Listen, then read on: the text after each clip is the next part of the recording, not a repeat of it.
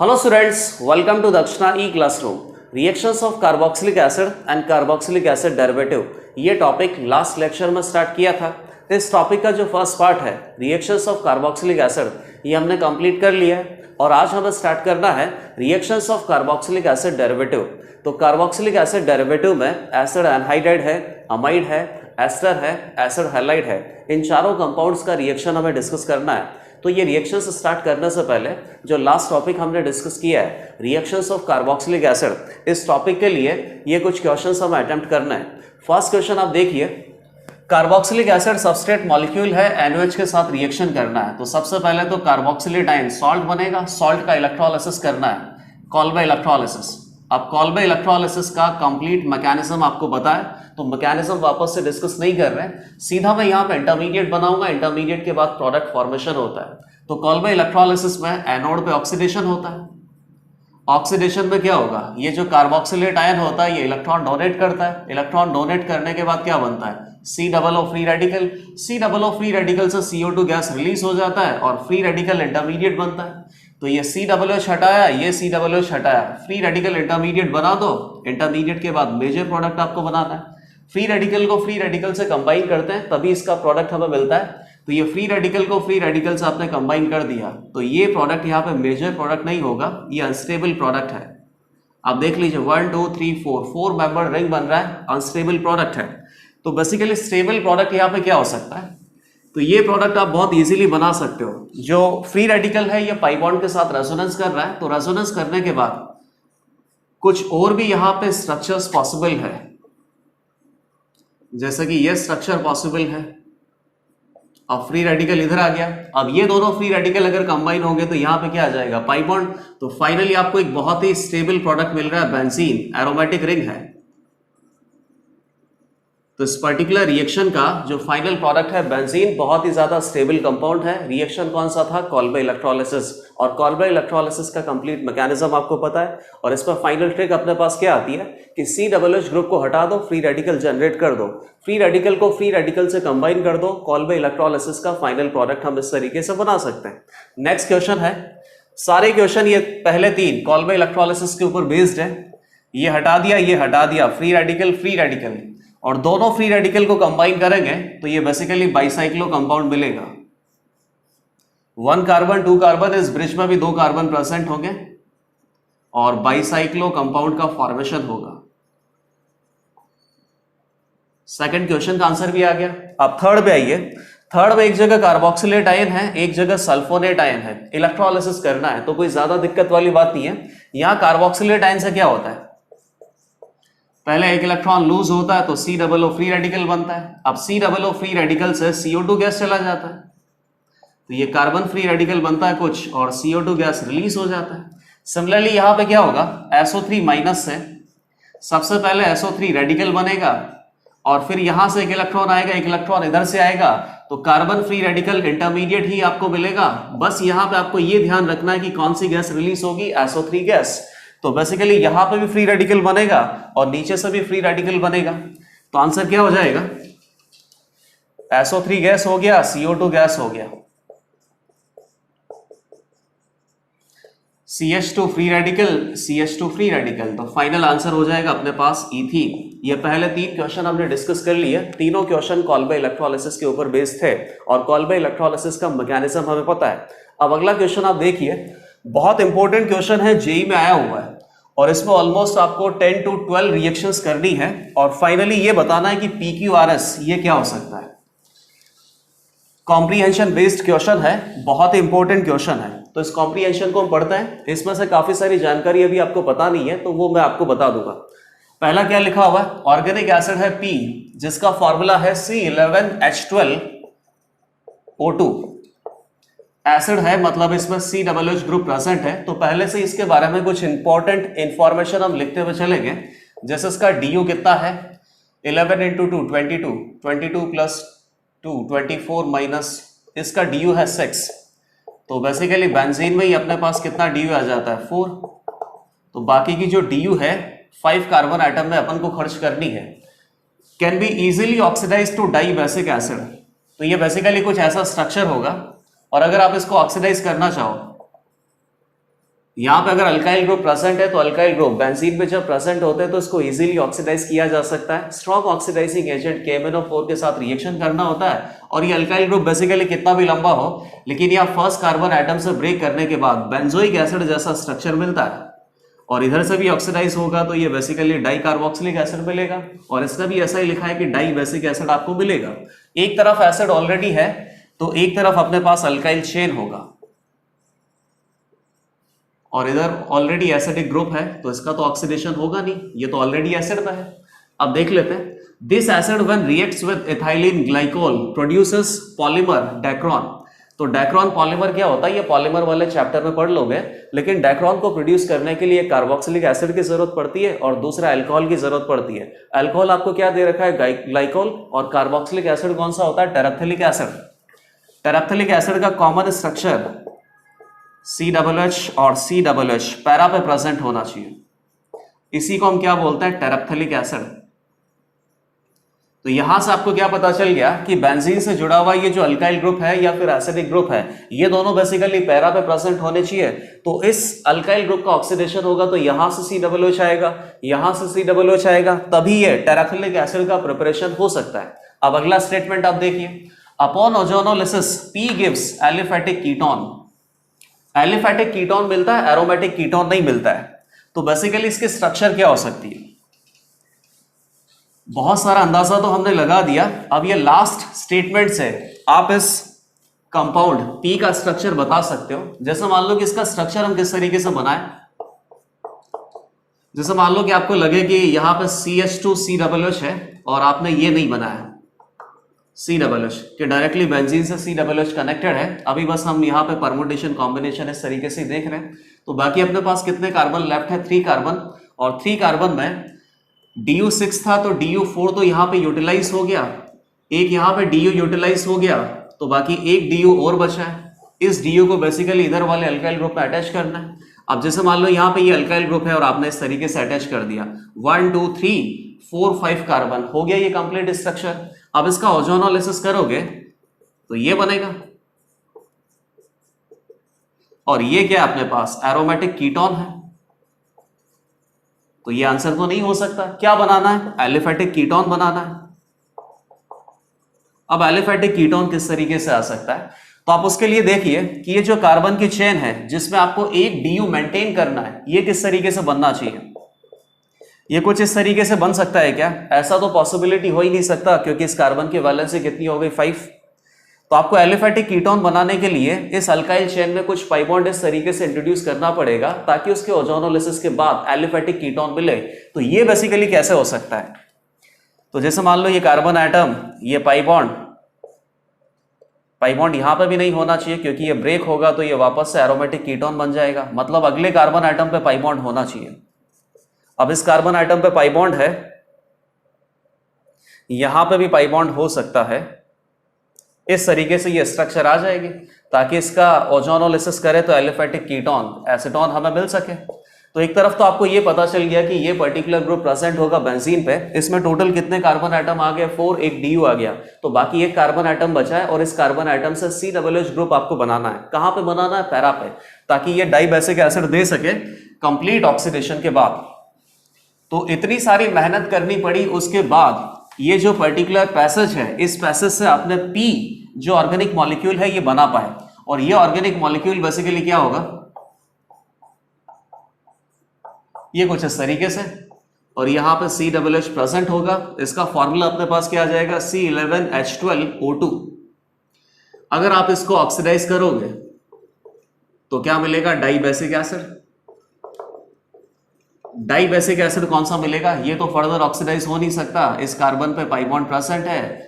Strong oxidising agent acidic KMnO4 की presence में कोई भी अल्काइल ग्रुप लगाओ, सारे अल्काइल ग्रुप ऑक्सीडाइज होकर COOH में कन्वर्ट हो जाते हैं।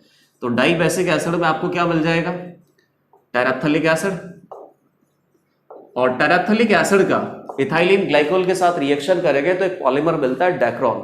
तो यहां से आपने इस पर्टिकुलर कॉम्प्रिहेंशन का जो मीनिंग है वो आपने आइडेंटिफाई कर लिया। अब रिएक्शंस पे आते हैं। रिएक्शंस तो काफी सिंपल है, अभी तक जितने भी रिएक्शंस आपने पढ़ी हैं उन सारी रिएक्शंस का ये कॉम्बिनेशन है। P आपने आइडेंटिफाई कर लिया तो QRS सब आ जाएगा। P अपने पास क्या है, यहां पाई बॉन्ड है और ये COOH है। लेट अस से कि आप Q बनाना चाहते हो तो सबसे पहले क्या है H2PDC, तो ये क्या करेगा, इस पाई बॉन्ड का हाइड्रोजनेशन कर देगा। फंक्शनल ग्रुप का ये हाइड्रोजनेशन बहुत अच्छे से नहीं करता है। आपने ये पढ़ा है कि कैटालिटिक हाइड्रोजनेशन में जो फंक्शनल ग्रुप होते हैं COOH हो गया, अमाइड हो गया, एस्टर हो गया, इनका बहुत अच्छे से कैटालिटिक हाइड्रोजनेशन नहीं होता है। तो बेसिकली ये ग्रुप जब भी प्रेजेंट हो तो कैटालिटिक हाइड्रोजनेशन में इनका हाइड्रोजनेशन आपको नहीं करना है।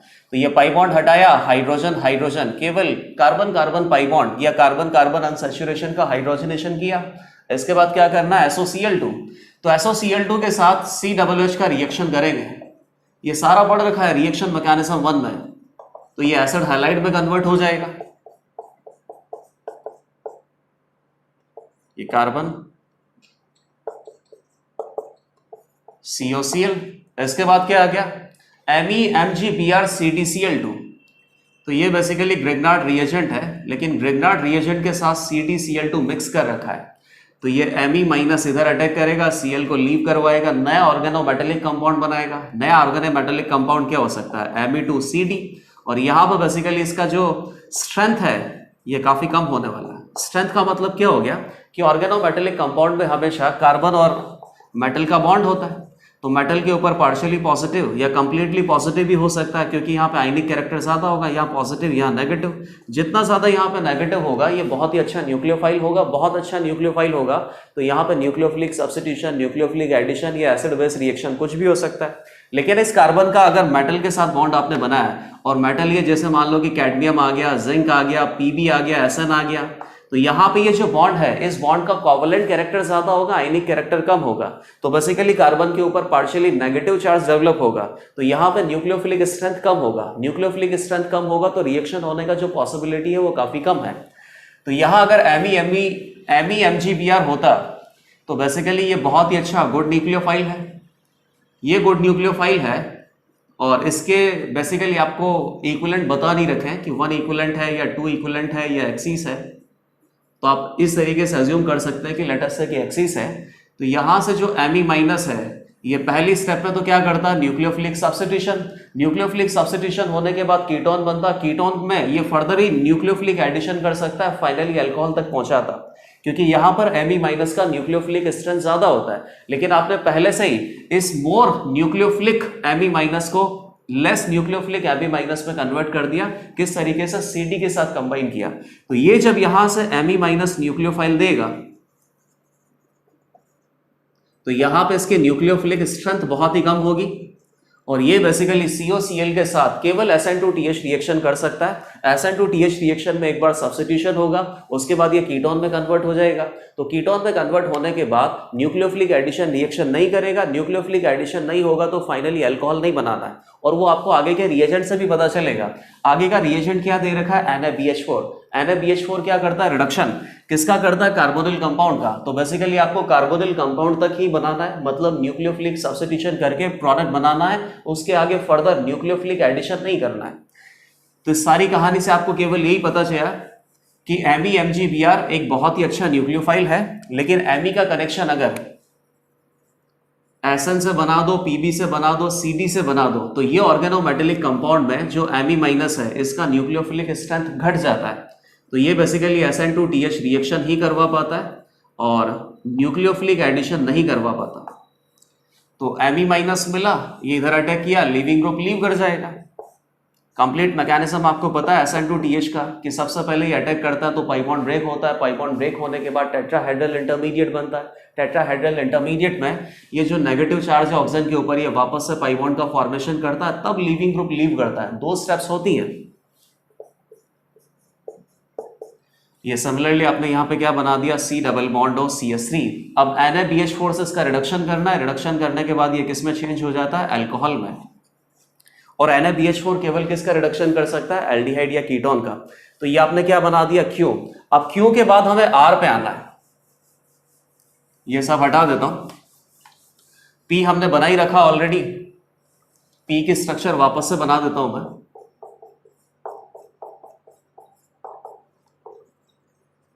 ये P हो गया, Q क्या बना दिया, ये जो एल्किनाइल चेन है इसका तो रिडक्शन हो चुका था और ये बेसिकली 2 डिग्री अल्कोहल में कन्वर्ट हो गया। अब आर पे आ जाते हैं।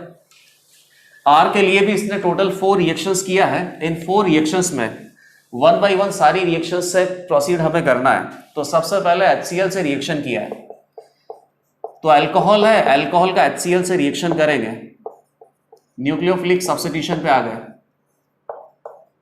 HCl बेसिकली क्या करेगा, H+ डोनेट करता है, एसिड होता है। ये एसिड कहाँ अटैच होगा, OH के लॉन पेयर पे।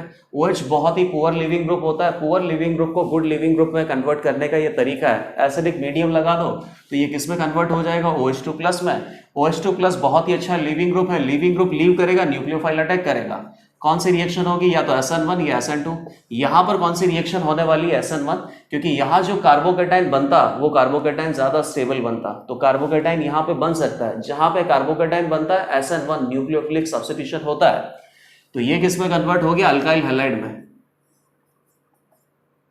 और वैसा भी पता है कि अल्काइल हैलाइड में कन्वर्ट होने वाला है, क्योंकि आगे क्या दे रखा है, MgETO RMgX की रिएक्शन है। ये बेसिकली RX है और Mg से इसका रिएक्शन करना है, तो ब्रिग्नार्ड रिएजेंट बनेगा। ब्रिग्नार्ड रिएजेंट को प्रिपेयर करने में हम कौन सा सॉल्वेंट यूज करते हैं, ईथर।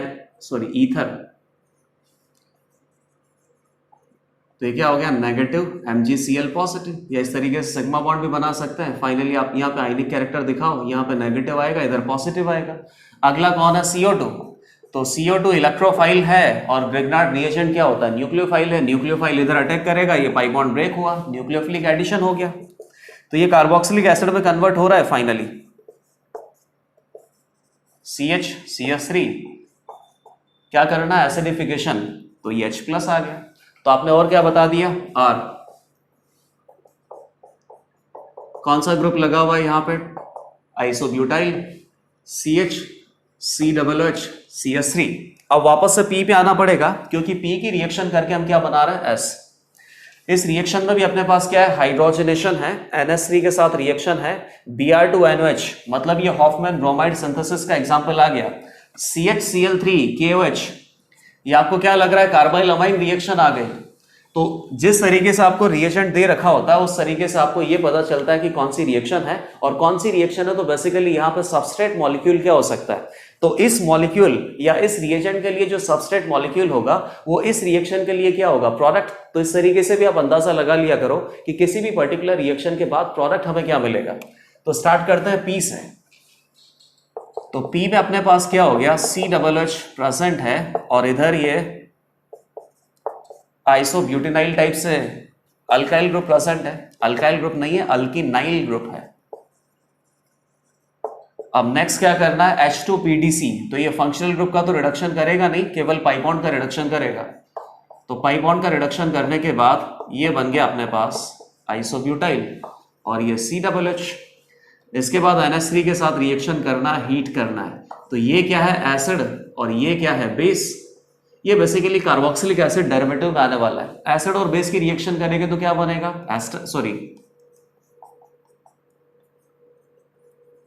NH4+ सॉल्ट बन गया। और इस सॉल्ट को हीट करना है, तो सॉल्ट को हीट करने से कंडेंसेशन होगा, वाटर मॉलिक्यूल रिमूव होगा। तो यही रिएक्शन हम क्या बनाते हैं, अमाइड। ये अमाइड का प्रिपरेशन हो गया। बाकी जो अल्काइल चेन है उसको डिस्टर्ब मत करो। अगला क्या है, Br2NOH। हॉफमैन ब्रोमाइड डिग्रेडेशन है बेसिकली ये। हॉफमैन ब्रोमाइड डिग्रेडेशन में सबस्ट्रेट मॉलिक्यूल होता है अमाइड, और अमाइड में भी कौन सा होना चाहिए, प्राइमरी अमाइड। प्राइमरी अमाइड की रिएक्शन Br2NOH से करने के बाद प्राइमरी अमाइन प्रोडक्ट हमें मिलता है। डिग्रेडेशन है मतलब एक कार्बन आइटम कम हो जाता है। कौन सा कार्बन आइटम होता है, ये C+O वाला कार्बन आइटम। तो इसका प्रोडक्ट हमें क्या मिल गया, NH2। इसके बाद किससे रिएक्शन करना है, प्राइमरी अमाइन है। तो ये बेसिकली टेस्ट वाला रिएक्शन आ गया। प्राइमरी अमाइन CHCl3 KOH के साथ रिएक्शन करने के बाद कार्बाइल अमाइन टेस्ट देता है, और कार्बाइल अमाइन टेस्ट में फाइनली जो प्रोडक्ट हमें मिलता है वो आइसोसाइनाइड होता है। आइसोसाइनाइड का बहुत ही फाउल स्मेल होता है। तो रिएक्शन के एंड में ऑब्जर्वेशन आपको क्या मिलता है, फाउल स्मेल। और इसी से आपको पता चलता है कि शुरुआत में जो सबस्ट्रेट मॉलिक्यूल लिया था वो सबस्ट्रेट मॉलिक्यूल प्राइमरी अमाइन था, क्योंकि प्राइमरी अमाइन ही कार्बाइल अमाइन टेस्ट दे सकता है। तो कार्बाइल अमाइन टेस्ट में क्या किस तरीके से मैकेनिज्म होता है वो भी आपको पता ही है। CHCl3 in presence of KOH, तो यहां से अपने पास अटैकिंग स्पीशीज क्या बनता है, डाइक्लोरोकार्बिन। डाइक्लोरोकार्बिन इलेक्ट्रोफाइल है, ये न्यूक्लियोफाइल है। न्यूक्लियोफाइल ने इधर अटैक किया, CCl2 minus NH2 plus. Finally basic medium है, बेसिक मीडियम यहां से क्या करेगा, एसिड को रिमूव कर लेगा, H plus Cl minus, H plus Cl minus. तो 2HCl रिमूव होने के बाद ये आइसोसाइनाइड, और आइसोसाइनाइड को और क्या बोलते हैं, कार्बाइलमाइन। तो ये प्रोडक्ट आपको मिल गया, और इसी रिएक्शन को क्या बोलते हैं, कार्बाइलमाइन टेस्ट। बाकी जो अल्काइल ग्रुप अटैच्ड है वो एग्जैक्टली सेम तरीके से अटैच्ड है, उसमें कोई दिक्कत नहीं है। अब आगे वाली रिएक्शन क्या है, H2PDC। तो ये तो हाइड्रोजनेशन हो गया, और हाइड्रोजनेशन में आइसोसाइनाइड का जब हाइड्रोजनेशन होगा तो 2 डिग्री अमाइड मिलेगा। सारे पाई बॉन्ड ब्रेक करके हाइड्रोजन एटम अटैच कर दो। तो यहां तो ऑलरेडी आइसोब्यूटाइल ग्रुप अटैच था, यहां से क्या आ जाएगा, NH2CH3। ये फाइनल प्रोडक्ट हो गया S। तो इस पूरे पैसेज में आपने PQRS सब बना लिया, लेकिन पैसेज काफी लेंथी भी था और बहुत इंपॉर्टेंट पैसेज है ये। इसमें ऑलमोस्ट सारी रिएक्शंस आपके पास रिवाइज हो गई। अब हम स्टार्ट करेंगे reactions of carboxylic acid derivative. तो कार्बोक्सिलिक एसिड डेरिवेटिव्स की रिएक्शन स्टार्ट करने से पहले एक रिएक्शन कार्बोक्सिलिक एसिड के लिए और देख लेते हैं, और ये रिएक्शन बहुत इंपॉर्टेंट है। इस रिएक्शन में एक रीअरेंजमेंट प्रोसेस भी आने वाली है, और उस रीअरेंजमेंट को हम बोलते हैं वुल्फ रीअरेंजमेंट। इससे पहले आपने बेयर विलिजर ऑक्सीडेशन में रीअरेंजमेंट देखा था, बैकमैन रीअरेंजमेंट आपने देखा है, फ्राइज रीअरेंजमेंट देखा है। एक और रीअरेंजमेंट प्रोसेस आएगा, दैट इज वुल्फ रीअरेंजमेंट, लेकिन इसको हम अलग से नहीं पढ़ रहे हैं। ये वुल्फ रीअरेंजमेंट का जो स्टेप है ये इस पर्टिकुलर रिएक्शन में आ जाता है, और ये पर्टिकुलर रिएक्शन क्या है, अर्नट आइस्टर्ड रिएक्शन। बहुत इंपॉर्टेंट है। किस तरीके से, कि जैसे मान लो कि कार्बन चेन का लेंथ आपको रिड्यूस करना है, तो डिग्रेडेशन रिएक्शन आप करते हो। डिग्रेडेशन रिएक्शन में क्या हो सकता है, हॉफमैन ब्रोमाइड डिग्रेडेशन, एक तो ये आपने पढ़ा है, और लास्ट लेक्चर में आपने पढ़ा था सोडा लाइम डीकार्बोक्सिलेशन। इन दोनों में एक CO2 गैस का मॉलिक्यूल यहां से रिलीज हो जाता है। फाइनली जो कार्बन चेन की लेंथ है वो 1 कार्बन एटम से रिड्यूस हो जाता है। तो डिग्रेडेशन अगर कहीं पे भी करना है तो आपके दिमाग में आना चाहिए soda lime decarboxylation and Hoffmann bromide degradation. लेकिन अर्ट आइस्टर्ट रिएक्शन में आप डिग्रेडेशन नहीं करते हो, यहां कार्बन एटम का इंक्रीमेंट होता है। तो जो कार्बोक्सिलिक एसिड है उसका नेक्स्ट होमोलॉग बनाना होता है, used to prepare next homologue of carboxylic acid. जैसे मान लो कि CH3CHH है, एसिडिक एसिड है। एसिडिक एसिड मतलब कि इथेनोइक एसिड, IUPAC नेम है ये इसका। इससे अगर आपको प्रोपेनोइक एसिड बनाना है, तो प्रोपेनोइक एसिड बनाने के लिए अर्नट आइस्टर्ट ये रिएक्शन आपको यूज करना पड़ेगा। नेक्स्ट होमोलॉग इससे कार्बोक्सिलिक एसिड का प्रिपेयर होता है। अब इस रिएक्शन का रिएजेंट हम देख लेते हैं। सबसे पहले जनरल रिएक्शन में यहां पे लिख देता हूं, उसके बाद मैकेनिज्म डिस्कस करेंगे, और मैकेनिज्म में ये स्टेप भी आने वाला है। तो जनरल रिएक्शन अपने पास क्या हो गया, जनरल रिएक्शन, कोई भी एक कार्बोक्सिलिक एसिड बना दिया RCHH, इसका रिएक्शन हमें करना होता है पहले SOCl2 से, फिर CH2N2 डाइएजोमीथेन से। डाइएजोमीथेन इसका स्ट्रक्चर भी आपको आता है, केमिकल बॉन्डिंग में भी डाइएजोमीथेन का स्ट्रक्चर हमने पढ़ा है। थर्ड अपने पास Ag2O, ये बेसिकली यहां पे कैटलिस्ट होता है, इसके साथ इस रिएक्शन मिक्सचर को हीट करता है। और फोर्थ हो गया एसिडिफिकेशन, H3O+। H3O+ का मतलब क्या हो गया, एसिडिक मीडियम में हाइड्रोलिसिस आप कर रहे हो, तो हाइड्रोलिसिस में न्यूक्लियोफाइल कौन होता है, वाटर होता है। फाइनली इस रिएक्शन का प्रोडक्ट आपको क्या मिलेगा, एक कार्बन आइटम इंक्रीज कर दो तो RCH2CHH, नेक्स्ट होमोलॉग मिल जाएगा, next homologue of carboxylic acid. अब मैकेनिज्म आप इसका देखना, मैकेनिज्म भी बहुत इंपॉर्टेंट है। वैसे अगर स्टेप बाय स्टेप आप इसको फॉलो करो तो मुझे ऐसा लगता है कि इसका मैकेनिज्म आप खुद भी डिराइव कर सकते हो। RCHH के रिएक्शन आप किससे करोगे, SOCl2 से। तो यहां से बेसिकली हमें क्या मिलता है, एसिड हैलाइड। ये तो हमने पढ़ भी रखा है रिएक्शन मैकेनिज्म 1 में। और ये क्या बना लेता है, SO2 गैस यहां से रिलीज होता है। अब एसिड हैलाइड के बाद किसकी बात आती है, CH2N2। तो ये हो गया अपने पास डाइएजोमीथेन। ये एज अ न्यूक्लियोफाइल बिहेव करेगा, इधर अटैक किया, पाई बॉन्ड ब्रेक हुआ, पाई बॉन्ड फॉर्म हुआ, लीविंग ग्रुप ने लीव कर दिया, तो ये कौन सी रिएक्शन हो गई? SN2TH, RC डबल बॉन्ड हो CH2 N2 प्लस। अब अगली स्टेप आप देखना, ये CH2 में हाइड्रोजन एटम प्रेजेंट है और इससे क्या लगा हुआ है? C डबल बॉन्ड हो और N2 plus, electron withdrawing group लगे हुए हैं। तो इलेक्ट्रॉन विड्रॉइंग ग्रुप लगने से क्या होगा? इस हाइड्रोजन एटम का एसिडिक स्ट्रेंथ इंक्रीज हो जाएगा।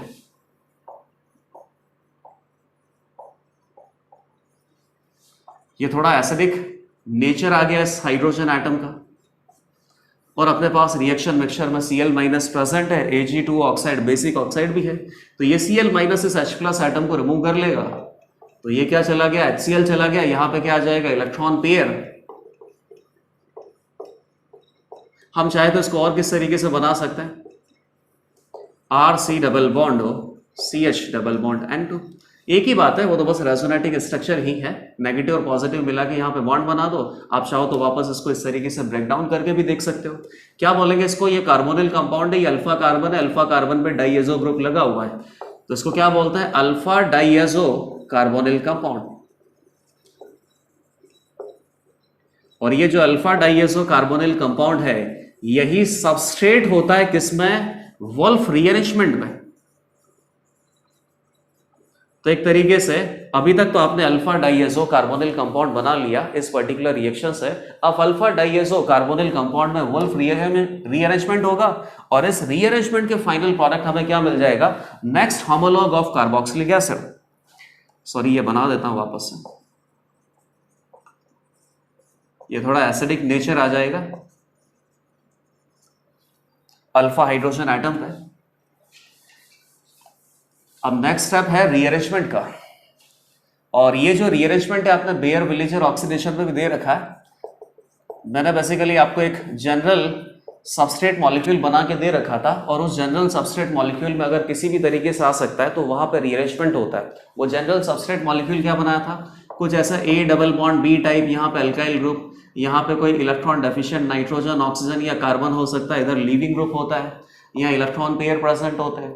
ये इलेक्ट्रॉन पेयर यहाँ पे पाई बॉन्ड का फॉर्मेशन करेंगे, पाई बॉन्ड ब्रेक होगा, वापस से पाई बॉन्ड का फॉर्मेशन होगा, तो ये अल्काइल ग्रुप यहाँ से लीव करता है, इसी को रीअरेंजमेंट बोलते हैं।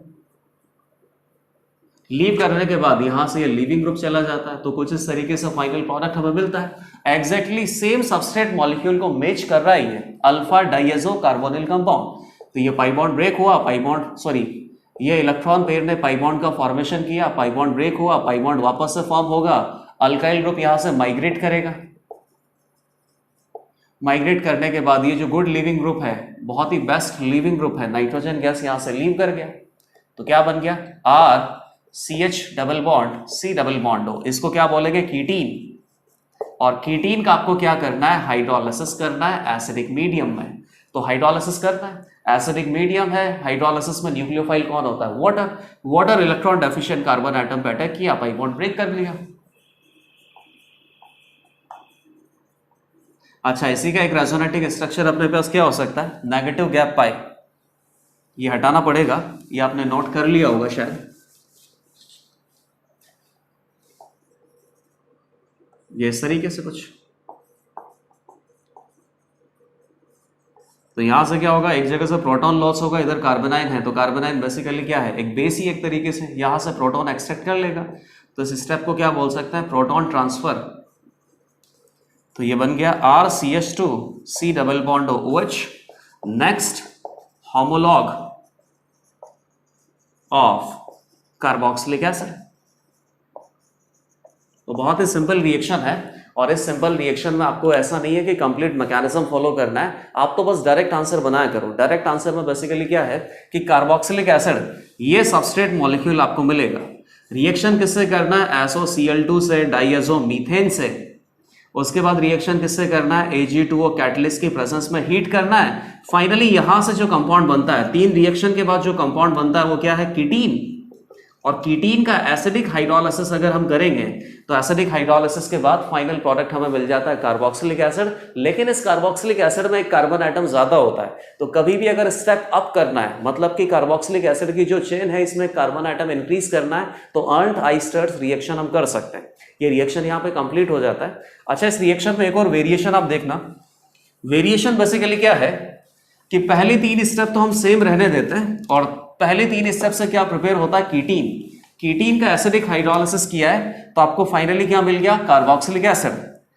एसिडिक हाइड्रोलाइसिस में न्यूक्लियोफाइल कौन होता है, वाटर। वाटर की जगह और कोई न्यूक्लियोफाइल रख देते हैं हम, तो उससे बेसिकली प्रोडक्ट आपको डिफरेंट भी मिल सकता है।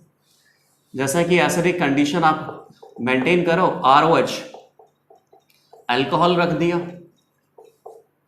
या फिर NH3 अमोनिया न्यूक्लियोफाइल रख दिया एसिडिक मीडियम में, या RNH2 प्राइमरी अमाइन न्यूक्लियोफाइल रख दिया, तो यहां से क्या प्रिपेयर होगा, ये इधर अटैक करेगा, पाई बॉन्ड ब्रेक होगा, ये पाई बॉन्ड फॉर्म करके इधर नेगेटिव चार्ज चला जाएगा, यहाँ नेगेटिव से क्या आ जाएगा, H+, और ये बेसिकली क्या बन जाएगा, एस्टर। यहां से अगर एस्टर बनेगा तो ये इधर अटैक करेगा और ये क्या बन जाएगा, CONH2। तो CONH2 को क्या बोलते हैं, प्राइमरी अमाइन, प्राइमरी अमाइड। और अगर प्राइमरी अमाइन के साथ रिएक्शन करेंगे तो यहां से एक H+ फाइनली चला जाएगा, क्या अटैच होगा, NHR। यही न्यूक्लियोफाइल अटैच होता है। जैसे वाटर से अल्टीमेटली कौन सा न्यूक्लियोफाइल अटैच होता है, OH-। अमोनिया से अल्टीमेटली क्या अटैचमेंट होता है, NH2-। तो सिमिलरली RNH2 से अल्टीमेट अटैचमेंट किसका होगा, NH2-R। इस न्यूक्लियोफाइल का अटैचमेंट होगा। ये न्यूक्लियोफाइल जब यहाँ पे अटैच होगा तो प्रोडक्ट हमें क्या मिलेगा, C डबल बॉन्ड NHR। अभी भी ये अमाइड है लेकिन सेकेंडरी अमाइड प्रोडक्ट मिल सकता है। तो इस तरीके से कीटीन का अगर फर्दर हम न्यूक्लियोफिलिक सब्स्टिट्यूशन रिएक्शन करवाएंगे एसिडिक मीडियम में, और न्यूक्लियोफाइल वाटर की जगह कोई और दूसरा चेंज कर दिया, तो प्रोडक्ट हम क्या बना सकते हैं, एस्टर भी बना सकते हैं और अमाइड भी बना सकते हैं। और न्यूक्लियोफाइल अगर वाटर होगा तो एसिडिक हाइड्रोलाइसिस की बात होगी, और एसिडिक हाइड्रोलाइसिस में फाइनली कीटीन से क्या बनेगा, कार्बोक्सिलिक एसिड।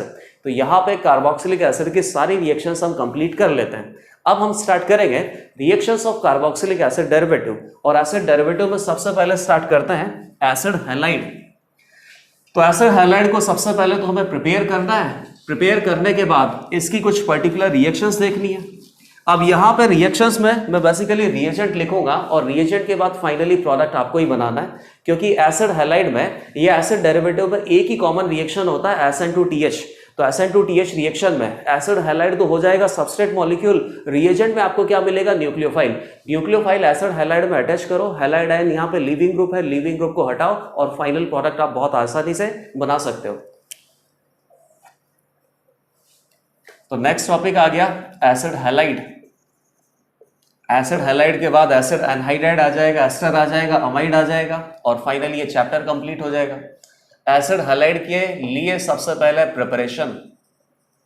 तो प्रिपरेशन हम कहां से करते हैं, from carboxylic acid. Carboxylic acid में RCOOH है। सारी रिएक्शंस हमने पढ़ रखी है, या तो PCl5 के साथ रिएक्शन कर सकते हैं, या PCl3 के साथ, या SOCl2 के साथ। PCl5 के साथ जब रिएक्शन करते हैं तो इस रिएक्शन का प्रोडक्ट हम बहुत इजीली बना सकते हैं। इनफैक्ट PCl5 के साथ आपने ये रिएक्शंस भी देखे हुए हैं।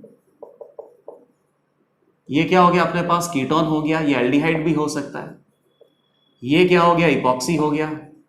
ये क्या हो गया, अल्कोहल हो गया। इन सब की PCl5 के साथ जब रिएक्शन करते हैं तो फाइनल प्रोडक्ट हमें क्या मिलता है, उसका ट्रिक बेसिकली क्या है, PCl5 एक ऑक्सीजन एटम को रिमूव कर लेता है तो क्या बनता है, POCl3, और यहां से 2 Cl एटम रिलीज हो गए। ये दोनों Cl एटम जहां पे सबस्ट्रेट मॉलिक्यूल पे वैलेंसी खाली हुआ है वहीं पे सब्स्टिट्यूट कर दो तो फाइनल प्रोडक्ट आपको मिलेगा। तो यहां से क्या मिल गया, POCl3 प्लस 2 Cl एटम। यहां से एक ही वैलेंसी खाली हुआ है तो एक ही Cl एटम अटैच होगा, तो बाकी दूसरा Cl एटम किसके साथ अटैच हो गया, हाइड्रोजन के साथ, प्लस HCl।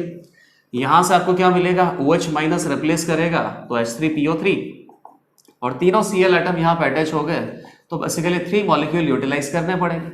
ये क्या करेगा, एक ऑक्सीजन एटम को रिलीज करेगा, तो ऑक्सीजन एटम के साथ रिएक्शन करवाने के बाद SO2 गैस बना देगा, और क्या बन गया, RCOCl प्लस एक और Cl अटैच करना है तो H के साथ Cl अटैच हो जाएगा, HCl मिल गया। ये रिएक्शंस भी हो सकती हैं जिससे एसिड हैलाइड हम प्रिपेयर कर सकते हैं, और कार्बोक्सिलिक एसिड की जगह कार्बोक्सिलेट आयन भी हो सकता है। वही सेम रिएक्शन है, या तो PCl5 के साथ कर लो या POCl3 के साथ कर लो, और थोड़ा बहुत इसको डिस्टिलेट कर दो, मतलब कि ड्राई कंडीशंस में हीट करो, तो फाइनली प्रोडक्ट आपको एसिड हैलाइड ही मिलने वाला है। प्लस बेसिक कंडीशंस है, तो बेसिक कंडीशंस में यहाँ से जो एसिड प्रिपेयर होगा उस एसिड का आपको क्या बनाना है, एनाइन बनाना है। जैसे मान लो एसिड कौन सा प्रिपेयर होता है, H3PO3, तो H3PO3 मत बनाना, इसका बेसिकली फॉस्फेट आयन आप बना देना। तो इस तरीके से एसिड हैलाइड का प्रिपरेशन हम कर सकते हैं। अब एसिड हैलाइड की रिएक्शंस क्या होंगी, तो एक ही रिएक्शन होती है acid halide carboxylic acid derivative में, SN2TH रिएक्शन। तो उसी SN2TH रिएक्शन के सारे एग्जाम्पल में यहाँ पे लिख देता हूँ। रिएक्शंस ऑफ एसिड हैलाइड,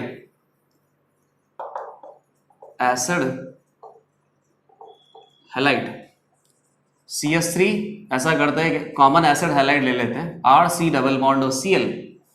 अब क्या कर सकते हैं, हाइड्रोलाइसिस करना है तो न्यूक्लियोफाइल कौन होगा, वाटर। एसिडिक मीडियम में हाइड्रोलाइसिस किया जा सकता है, बेसिक मीडियम में हाइड्रोलाइसिस किया जा सकता है। हाइड्रोलाइसिस करेंगे तो फाइनली प्रोडक्ट हमें क्या मिलेगा, न्यूक्लियोफाइल ने अटैक किया, पाई बॉन्ड ब्रेक हुआ, पाई बॉन्ड फॉर्म हुआ, लीविंग ग्रुप लीव कर गया। और हाइड्रोलाइसिस के प्रोडक्ट हम चाहें तो ट्रिक से भी बना सकते हैं। यहां से अगेन प्रोटॉन लॉस होगा तो कार्बोक्सिलिक एसिड आपको मिलेगा और प्लस HCl। डायरेक्ट प्रोडक्ट हम कैसे बनाते हैं, ये जो असाइल कार्बन है और लिविंग ग्रुप का बॉन्ड आपको ब्रेक करना है, एक तरफ OH- अटैच करना है, एक तरफ H+ अटैच करना है, तब भी आपको क्या मिलता है, कार्बोक्सिलिक एसिड प्लस HCl। अब आगे वाले रिएक्शंस हैं, इनके प्रोडक्ट मैं नहीं बना रहा, न्यूक्लियोफाइल चेंज कर देता हूं।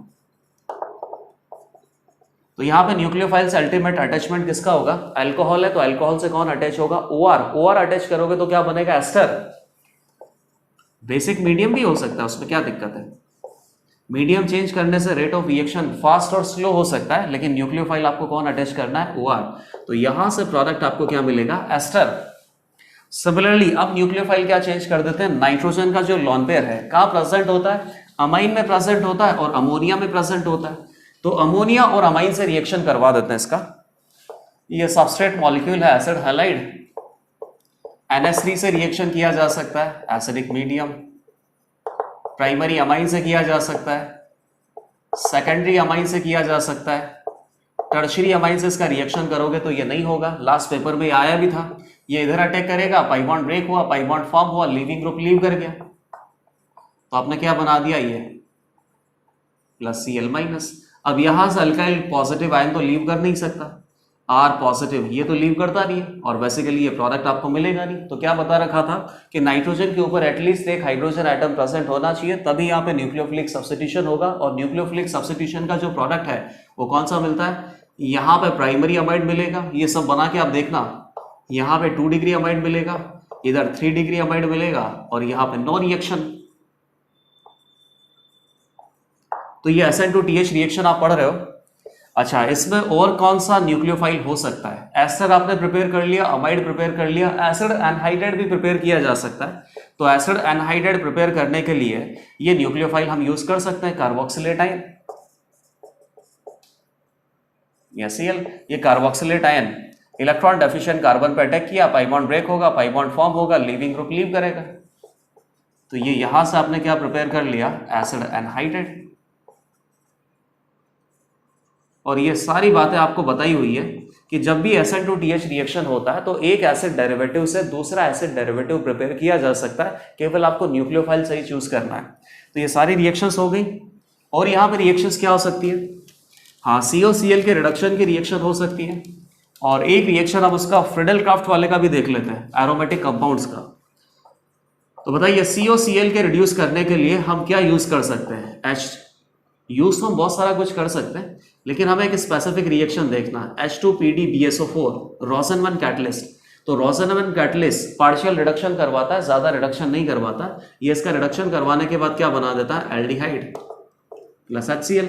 और अगर मान लो कि यहाँ पर स्ट्रॉन्ग रिड्यूसिंग एजेंट आप यूज करोगे तो ये एल्डिहाइड को फर्दर रिड्यूस करवा के कहाँ पहुंचा देगा, अल्कोहल तक। जैसे मान लो कि आपने LiLH4 यूज कर लिया, तो ये तो इस एल्डिहाइड को भी नहीं छोड़ेगा और इसको अल्कोहल तक फाइनल कन्वर्ट कर देगा। एक इलेक्ट्रोफिलिक एरोमेटिक सब्स्टिट्यूशन देख लेते हैं। तो क्या यूज करते हैं हम वहां पे, एनहाइड्रस ElCl3 या एनहाइड्रस लुईस एसिड। ये लुईस एसिड बेसिकली यहाँ से Cl माइनस को रिमूव करता है, जिससे कि एक कार्बोकेटायन इलेक्ट्रोफाइल क्रिएट होता है। इस इलेक्ट्रोफाइल को बेंजीन रिंग पे या एरोमेटिक कंपाउंड पे सब्स्टिट्यूट करना होता है, तो फाइनली इलेक्ट्रोफिलिक एरोमेटिक सब्स्टिट्यूशन के प्रोडक्ट हमें मिलते हैं। तो AlCl3 माइनस ने Cl माइनस खा लिया, तो ये असाइल कैटायन बन गया, और असाइल कैटायन यहाँ पे इलेक्ट्रोफिलिक एरोमेटिक सब्स्टिट्यूशन करेगा, AR रिएक्शन, तो क्या मिल जाएगा, असाइलेटेड बेंजीन, और ये बेंजीन के असाइलेशन के लिए मोस्ट कॉमन रिएक्शन है। तो यहाँ पर एसिड हैलाइड की जो सारी रिएक्शन है हमने कंप्लीट कर लिए। नेक्स्ट एसिड डेरिवेटिव है एस्टर। अब एस्टर के लिए भी हमें कुछ रिएक्शंस देखना है। सबसे पहले तो ये देखेंगे कि एस्टर को किस तरीके से प्रिपेयर किया जा सकता है, और फाइनली एस्टर की रिएक्शंस क्या हो सकती है। तो नेक्स्ट एसिड डेरिवेटिव है एस्टर। तो प्रिपरेशन के लिए अपने पास दो रिएक्शंस हैं। पहली रिएक्शन तो क्या है, कार्बोक्सिलिक एसिड से प्रिपेयर करना, और सेकंड रिएक्शन क्या है कि दूसरे कार्बोक्सिलिक एसिड के जो डेरिवेटिव है वहां से SN2TH रिएक्शन करवा के और फिर एस्टर को प्रिपेयर करना। सबसे पहले कार्बोक्सिलिक एसिड से देख लेते हैं। तो ये कार्बोक्सिलिक एसिड आपने बना दिया, ये अल्कोहल बना दिया। रिवर्सिबल रिएक्शन होता है, ये आपको पता ही है। एसिडिक मीडियम है, तो एसिडिक मीडियम में हम चाहें तो कंप्लीट SN2TH रिएक्शन का मैकेनिज्म भी देख सकते हैं, या फिर डायरेक्ट आप आंसर बना दो कि अल्कोहल और एसिड को अगर आप हीट करोगे तो फाइनली प्रोडक्ट हमें क्या मिलता है, एस्टर। किस तरीके से, यहां से ये यहां से OH जाता है, यहां से ये H जाता है, RC double bond OR dash, ये एस्टर आपने बना दिया। एसिडिक मीडियम में कार्बोक्सिलिक एसिड से जब एस्टर बनाते हैं तो इस प्रोसेस को हम क्या बोलते हैं, फिशर एस्टरिफिकेशन। एस्टरिफिकेशन का मतलब हो गया एस्टर बनाना, और फिशर एस्टरिफिकेशन का मतलब क्या है कि कार्बोक्सिलिक एसिड से आपको एस्टर बनाना है और एसिडिक मीडियम में बनाना है। चाहे तो हम SN2TH रिएक्शन का वापस से एक बार मैकेनिज्म देख लेते हैं, और एसिडिक मीडियम है तो एसिड कैटेलाइज्ड SN2TH रिएक्शन का मैकेनिज्म हम देखेंगे। तो सबसे पहले तो क्या होता है बताओ, H+ है तो H+ कहाँ अटैक करेगा, लॉन पेयर पे, लॉन पेयर पे अटैक कर लिया इसने, तो ये बेसिकली प्रोटोनेटेड फॉर्म बन गया। अब यहाँ पे इस कार्बन एटम पे इलेक्ट्रोफिलिसिटी बहुत ज्यादा है, तो क्या होगा, न्यूक्लियोफाइल अटैक करेगा। न्यूक्लियोफाइल अपने पास कौन है, R-OH, ये अटैक किया, ये पाई बॉन्ड ब्रेक हो गया, OH। अब अगली बार क्या है, ये बेसिकली यहां से OH, यही लीविंग ग्रुप आपको हटाना, लेकिन इस लीविंग ग्रुप को हटाने से पहले गुड लीविंग ग्रुप में तो कन्वर्ट करना पड़ेगा। OH एक अच्छा लीविंग ग्रुप नहीं है, OH2+ अच्छा लीविंग ग्रुप है। अब ये न्यूक्लियोफाइल अटैच हो गया, फाइनली यहां से प्रोटॉन लॉस होगा, तभी अल्टीमेट OR का एडिशन होगा। अब H+ यहां से लीव करेगा, इस पे H+ ये अटैच हो गया, प्रोटॉन ट्रांसफर,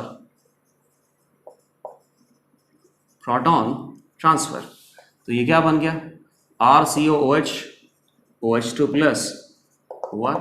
अल्टीमेटली क्या होगा, वापस से ये पाई बॉन्ड का फॉर्मेशन होगा, इलेक्ट्रॉन पेयर यहां से पाई बॉन्ड बना देंगे और लीविंग ग्रुप लीव कर गया, RCOH+ OR + H2। फिर अगेन प्रोटॉन लॉस होगा, तो न्यूट्रल प्रोडक्ट एस्टर हमें मिल जाएगा, RC double bond OR dash. R dash कहां से आ गया, अपने पास अल्कोहल वाले पार्ट से आ गया। तो इस तरीके से फिशर एस्टरिफिकेशन से कार्बोक्सिलिक एसिड को एस्टर में कन्वर्ट किया जा सकता है।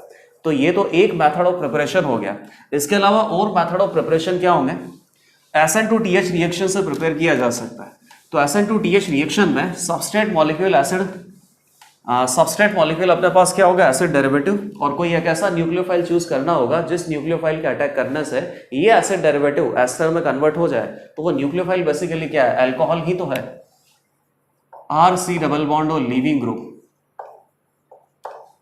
और ये न्यूक्लियोफाइल हो गया अपने पास अल्कोहल, ये इधर अटैक करेगा, पाई बॉन्ड ब्रेक हुआ, पाई बॉन्ड फॉर्म हुआ, लीविंग ग्रुप लीव कर गया, RC double bond OH R' plus leaving group negative, यहां से प्रोटॉन लॉस होगा, उधर प्रोटॉन अटैच हो जाएगा, -H+, RC double bond OR' plus leaving group hydrogen.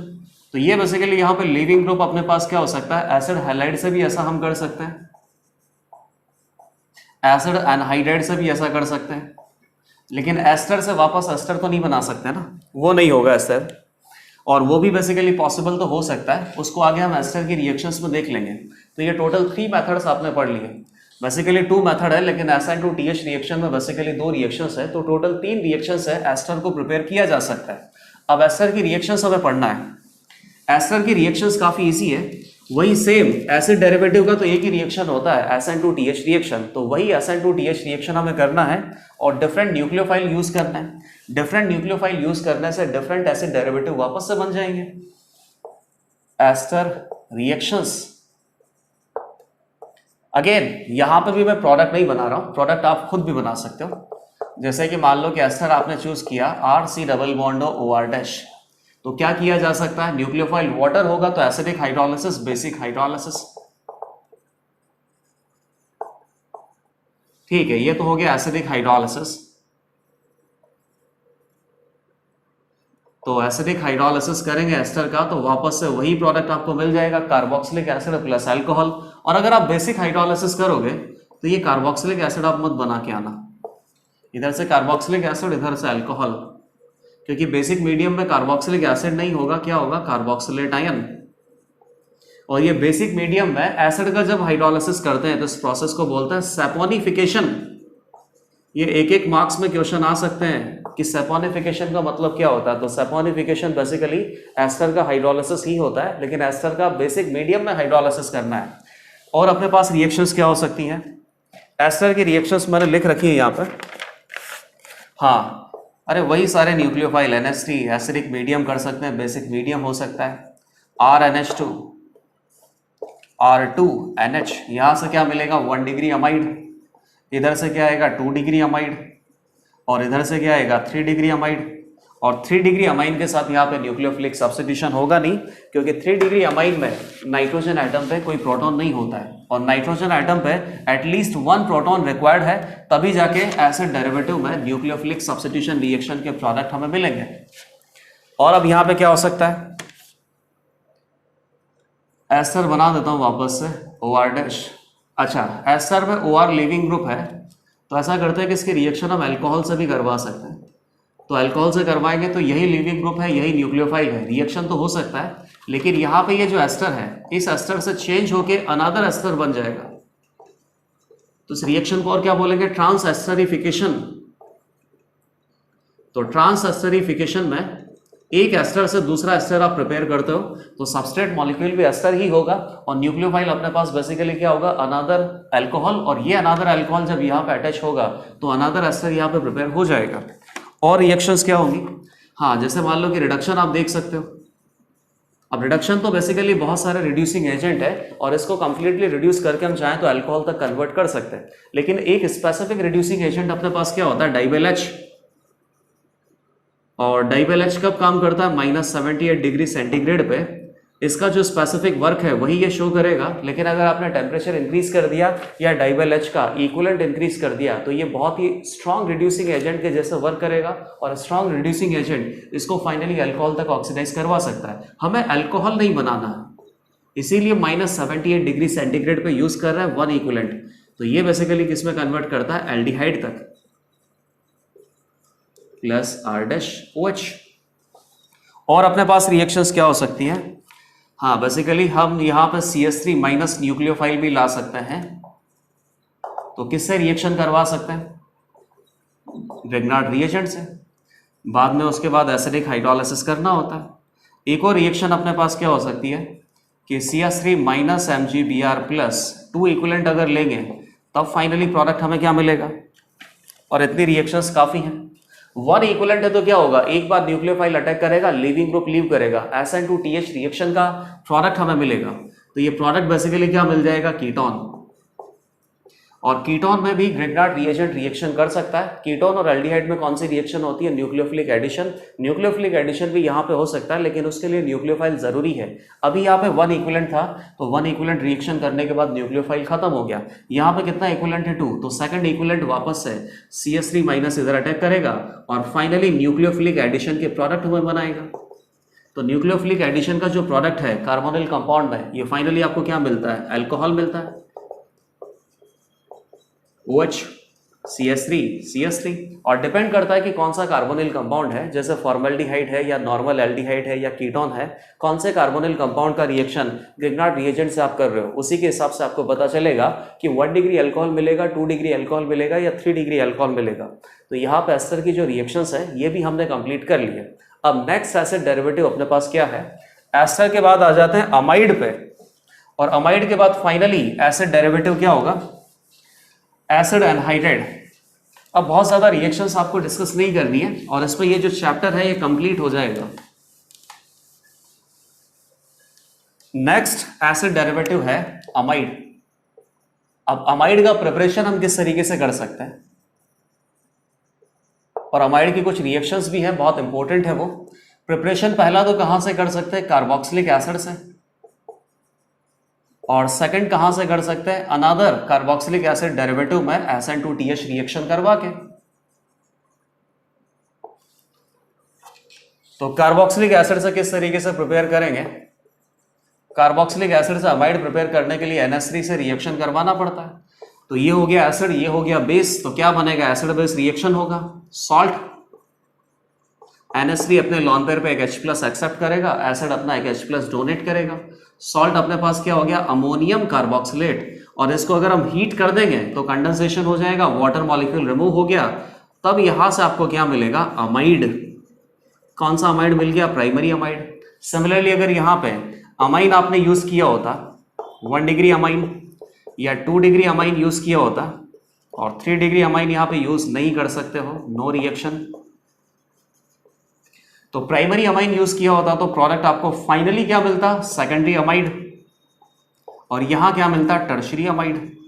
ये तो हो गया कार्बोक्सिलिक एसिड से कार्बोक्सिलिक अमाइड का प्रिपरेशन। अब सेकंड आ जाएगा SN2TH रिएक्शन। तो SN2TH रिएक्शन में सबस्ट्रेट मॉलिक्यूल है अपने पास एसिड हैलाइड या एसिड एस्टर भी हो सकता है, या फिर एसिड एनहाइड्राइड भी हो सकता है। सभी में लीविंग ग्रुप प्रेजेंट है, और ये जो लीविंग ग्रुप है ये बेसिकली बेटर लीविंग ग्रुप है, better leaving group. Then incoming nucleophile, और मुझे पता है कि अमाइड प्रिपेयर करने के लिए इनकमिंग न्यूक्लियोफाइल क्या आने वाला है। तो इनकमिंग न्यूक्लियोफाइल अपने पास क्या हो सकता है, NH3 नाइट्रोजन का लॉन पेयर ही हो सकता है, या फिर और क्या हो सकता है RNH2, या और क्या हो सकता है R2NH। और ये जो इनकमिंग न्यूक्लियोफाइल है ये बेसिकली एक न्यूक्लियोफाइल की तरह बिहेव कर रहा है, लेकिन यहां से जब प्रोडक्ट बन जाएंगे तो अमाइड बन जाएगा। अमाइड में फिर ये जैसे लीविंग ग्रुप के जैसे भी बिहेव कर सकता है।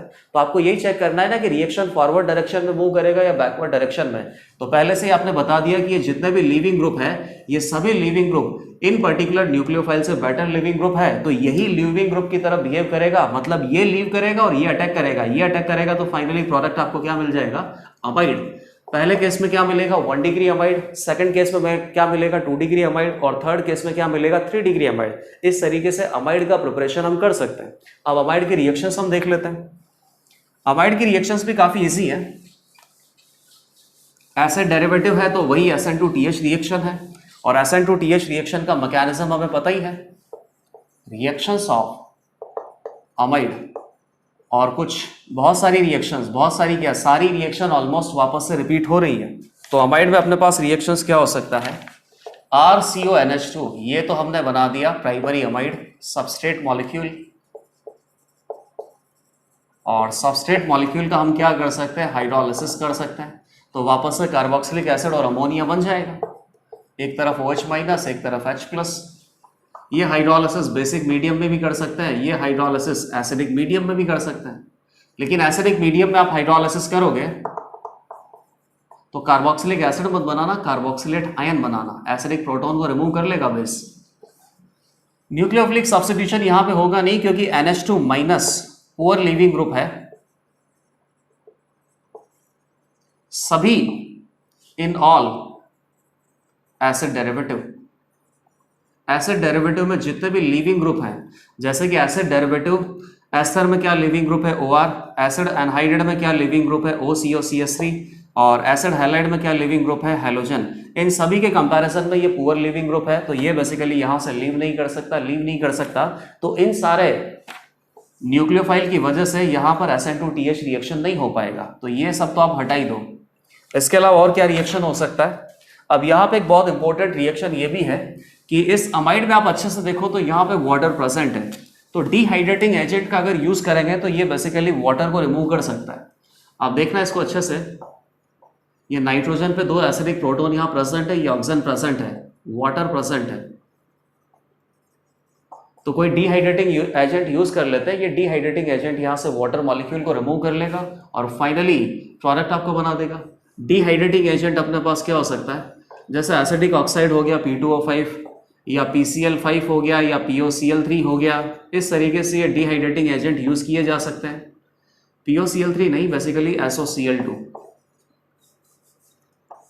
अब प्रोडक्ट यहाँ पे क्या बनेगा, वाटर मॉलिक्यूल रिमूव कर दो तो 2 बॉन्ड और बनाने पड़ेंगे, RC triple bond and cyanide product आपको मिल गया। तो ये तीनों रिएक्शंस बहुत इंपॉर्टेंट है अमाइड के केस में, और ये तीनों रिएक्शंस आपको याद रखनी है। सिमिलरली अमाइड की और क्या रिएक्शन हो सकती है, रिडक्शन कर सकते हैं। तो रिडक्शन में जैसे LiLH4 आपने यूज किया, स्ट्रॉन्ग रिड्यूसिंग एजेंट है, तो फाइनली किस में कन्वर्ट कर देगा, प्राइमरी अमाइन में। सारे पाई बॉन्ड ब्रेक करके सिंगल बॉन्ड अटैच कर दिए। और क्या किया जा सकता है, प्राइमरी अमाइड में एक और रिएक्शन सबसे अच्छा होता है, हॉफमैन ब्रोमाइड डिग्रेडेशन। और हॉफमैन ब्रोमाइड डिग्रेडेशन के रिएजेंट अपने पास क्या होते हैं, Br2 in presence of 4 molecules of base. तो फाइनली प्रोडक्ट हमें क्या मिलता है, प्राइमरी अमाइन प्लस K2CO3 और क्या मिल जाएगा, प्लस KBr। इस तरीके से तो ये Hoffmann bromide degradation primary amide का सबसे इंपॉर्टेंट रिएक्शन है। इससे हम कार्बन चेन का जो लेंथ है ये डिक्रीज कर सकते हैं और प्राइमरी अमाइड से प्राइमरी अमाइन का फॉर्मेशन कर सकते हैं। तो यहाँ पर अमाइड की भी जो रिएक्शन है ये कंप्लीट हो जाती है। Reactions of carboxylic acid derivative, इस टॉपिक में एसिड हैलाइड, एस्टर और अमाइड, इन तीनों कंपाउंड्स का रिएक्शंस हम डिस्कस कर चुके हैं। अब नेक्स्ट कार्बोक्सिलिक एसिड डेरिवेटिव है एसिड एनहाइड्राइड। तो सबसे पहले ये देख लेते हैं कि एसिड एनहाइड्राइड को किस तरीके से प्रिपेयर किया जाता है। इसके बाद एसिड एनहाइड्राइड की रिएक्शंस हम स्टडी करेंगे। तो फर्स्ट रिएक्शन हो गया प्रिपरेशन ऑफ एसिड एनहाइड्राइड। ये सारी रिएक्शंस आपने रिएक्शन मैकेनिज्म 1 में पढ़ा हुआ है, तो ये बेसिकली वापस से रिपीट होगा। एसिड एनहाइड्राइड को कैसे प्रिपेयर कर सकते हैं, कार्बोक्सिलिक एसिड से भी प्रिपेयर कर सकते हैं, या फिर कोई दूसरे एसिड डेरिवेटिव है वहां से SN2TH रिएक्शन करके इस पर्टिकुलर एसिड डेरिवेटिव को भी प्रिपेयर किया जा सकता है, SN2TH रिएक्शन। तो सबसे पहले आता है कि कार्बोक्सिलिक एसिड से कैसे प्रिपेयर करते हैं, फ्रॉम कार्बोक्सिलिक एसिड।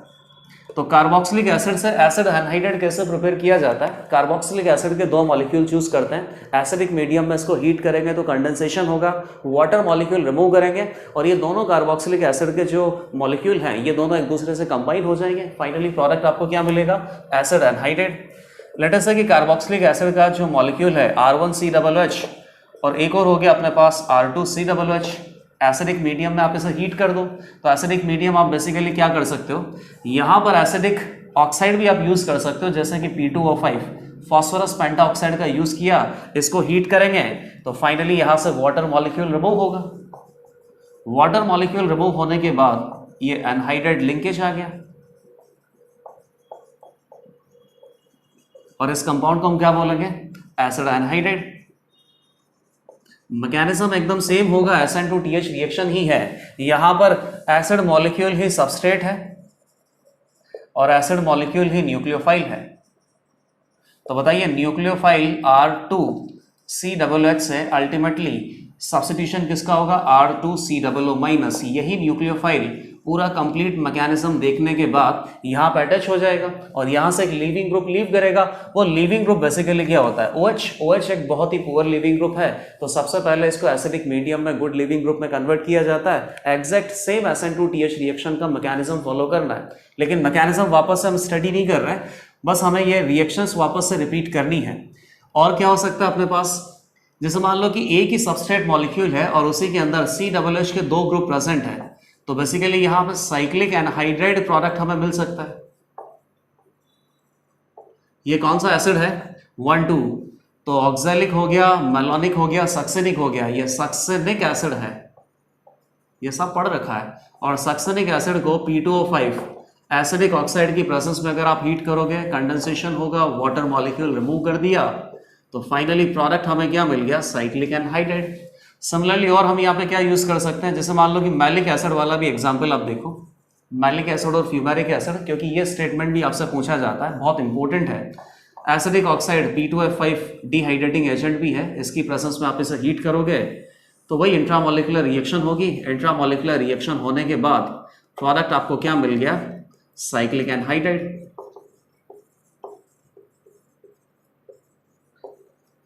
तो मैलिक एसिड को हीट करने से तो कोई दिक्कत नहीं है, लेकिन फ्यूमेरिक एसिड को अगर आप हीट करोगे ना तो नो रिएक्शन।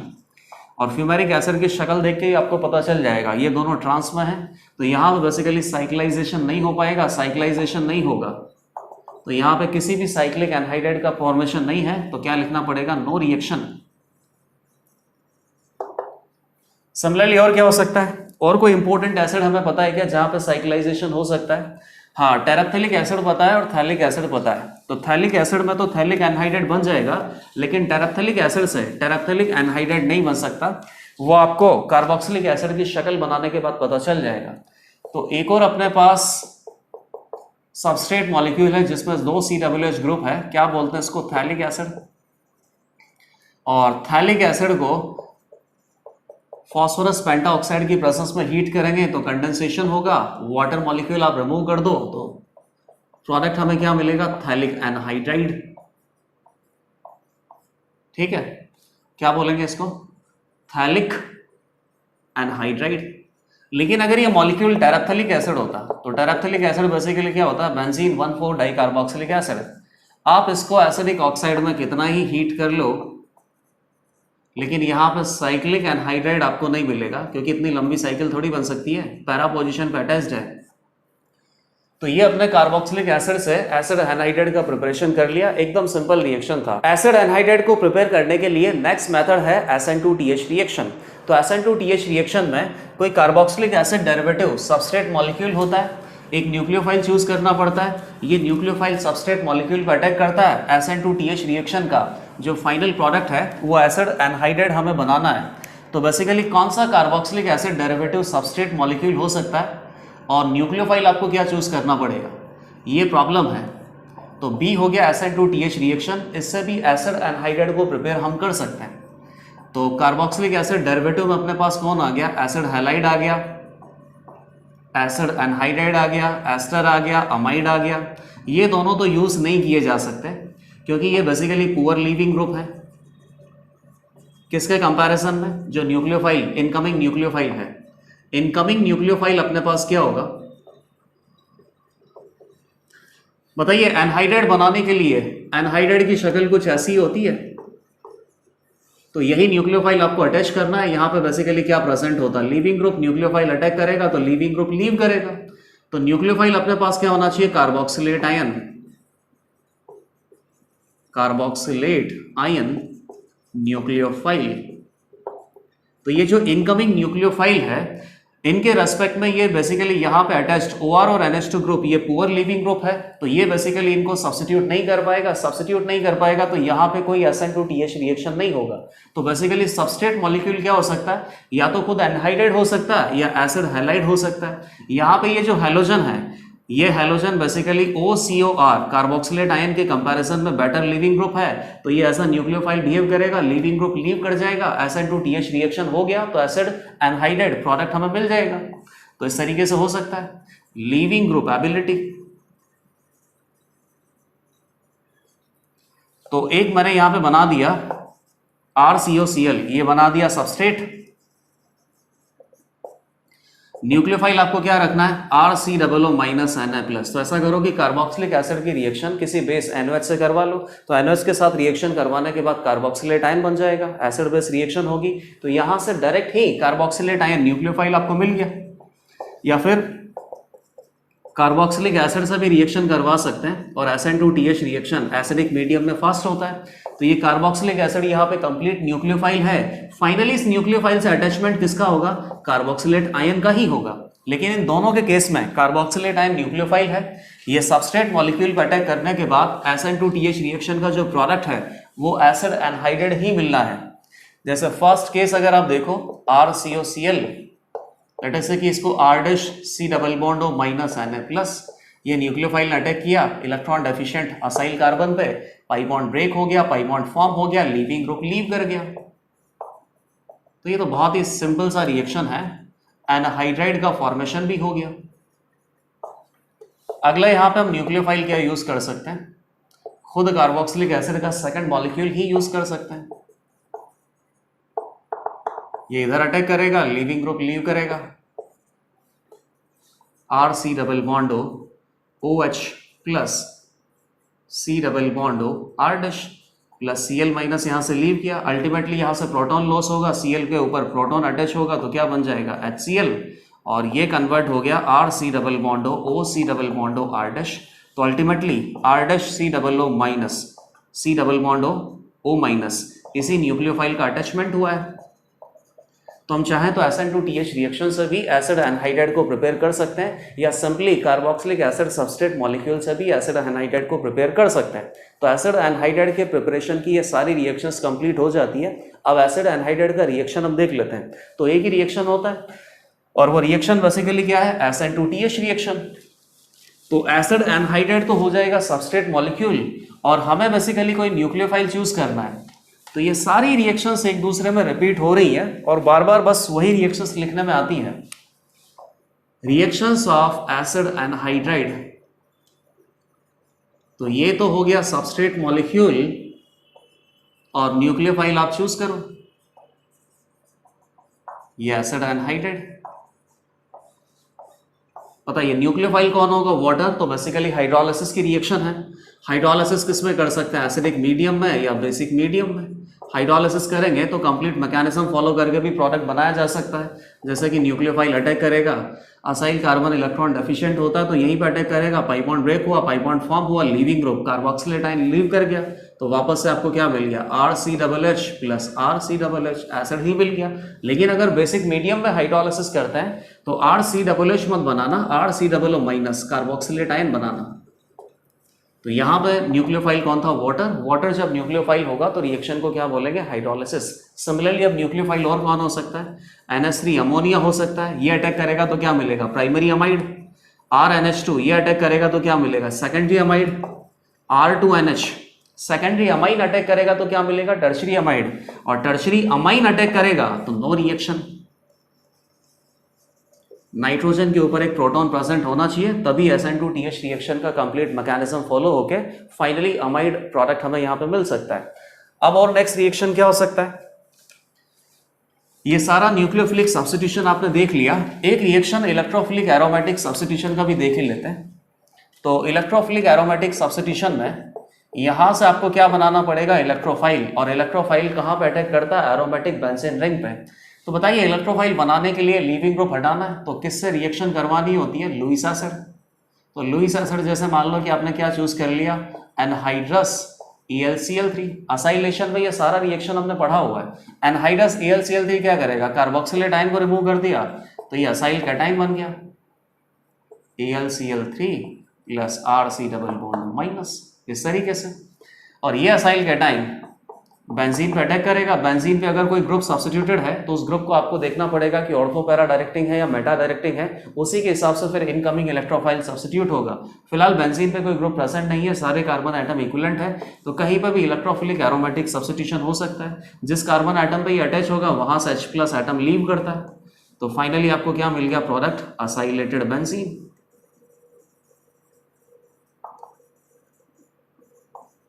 तो इस तरीके से एसिड एनहाइड्राइड की जो सारी रिएक्शंस है ये हमने कंप्लीट कर ली है, और यहाँ पे carboxylic acid and carboxylic acid derivative ये टॉपिक कंप्लीट हो जाता है।